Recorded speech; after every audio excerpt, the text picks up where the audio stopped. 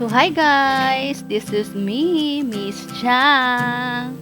So, ito nga pala yung mga kaganapan sa aking work, kung saan ako, dun sa store, kung saan ako nag-work, and ito ay na-upload ko na nung nakaraang araw. Yung hindi ko sinasadyang i-upload, hindi ko pa na-edit actually. Ayan, so dinelete ko din naman agad.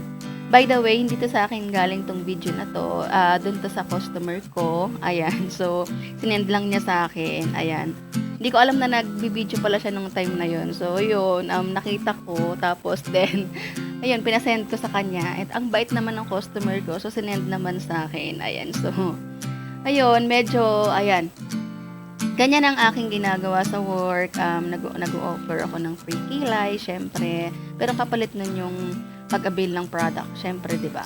Paano ka nga naman bebenta kung hindi sila mag-a-avail ng product? Ayan, so, syempre, as a BA, so mag-o-offer ka ng free kilay para mainganyo si customer na mag-avail ng product mo. So, yun, go for the goal. Ayan.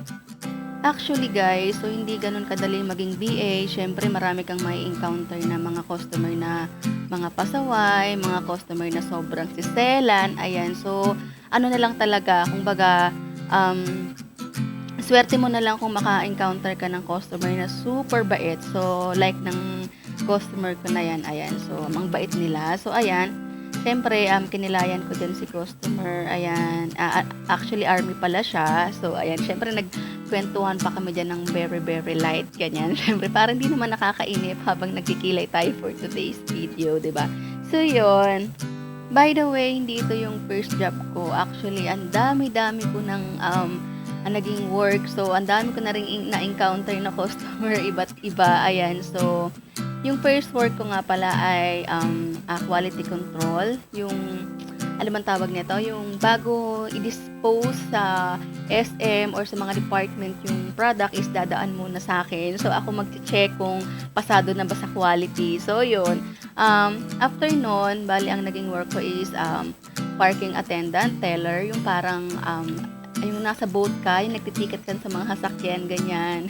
Pero okay naman kasi nasa boat naman kayo. So, carry pa rin naman yung init. Ayan. And then, so, syempre, kapag first time mo, sobrang hirap na hirap ka talaga, 'di ba?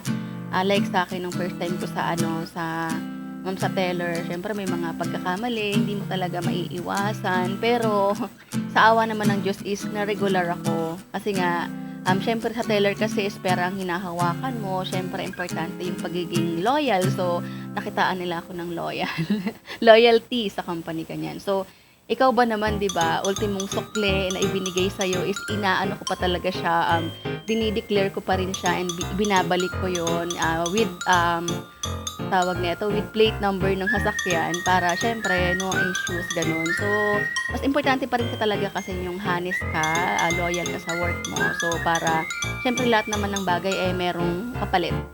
So, yun, after nun, so, naikwento ko na, no? So, after nun, syempre, napunta ako sa sales naman. So, nag-ano ko ng aficionado and sobrang tagal ko sa aficionado.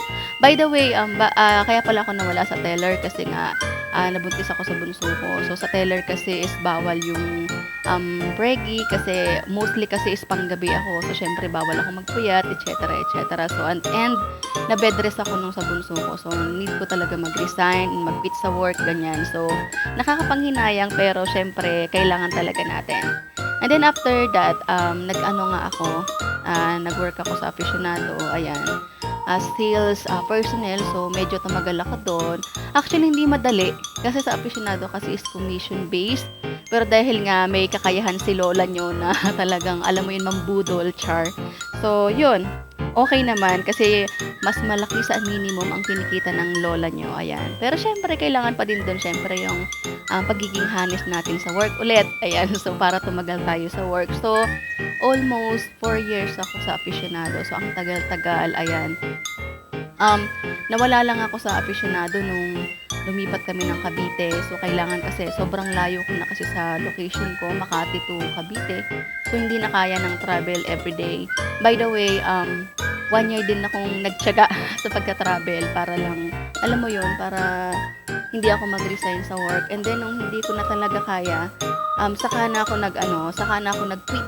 Ayan, so siyempre, 'pag hindi na talaga kaya bitawan mo na, charot, ayan. So yun, and then after nung nag-resign ako do'n, bumalik ako sa pagiging teller and then napunta ako sa Alabang dahil nga dun sa Alabang, dun yung vacant and malapit ako sa Cavite. So, dun ako sa Star Mall and ang nag-recommend sa'kin yung dati kong bisor.